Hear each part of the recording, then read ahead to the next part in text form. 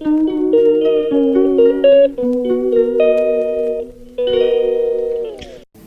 అండి, ఈరోజు కూర చేస్తున్నా మినపగుడాలు. ఇవి మినప రుబ్బుతో చేస్తామండి. ఎండబెట్టి చేయాలి ఈ ఉడాలు.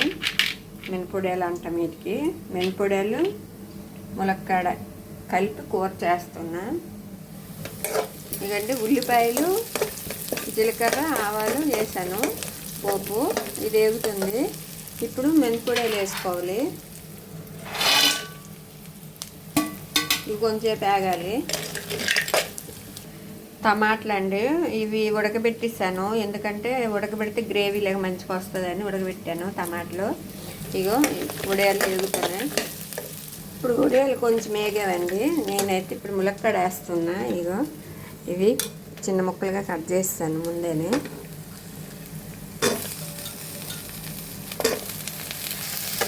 ములక్కాడలు కూడా కొంచెం వేగాలండి. ఇప్పుడు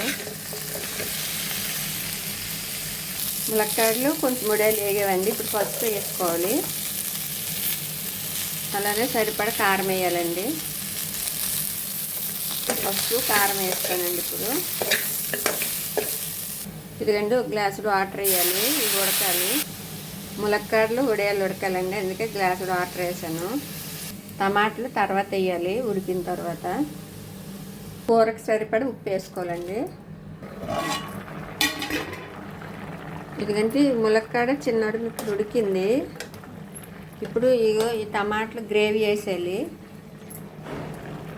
ముందుగా ఉడకబెట్టేసాం కదండి, ఈ గ్రేవీ వేసేయాలి. ఇప్పుడు ఇందులో కొంచెం వాటర్ వేసుకోవాలండి. ఇదండి ఇందులో వాటర్ వేస్తాను. ఈ వాటర్ వేసిస్తే చాలు. ఆల్రెడీ ముందు ఉడికింది కాబట్టి టమాటా కూడా ముందు ఉడికింది. ఎక్కువ టైం పట్టదు, తొందరగా అయిపోద్ది.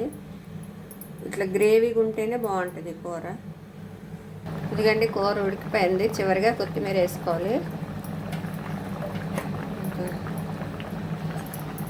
ములక్కాడ చిన్నోడి కూర అండి. ఇది రైస్కే బాగుంటుందండి.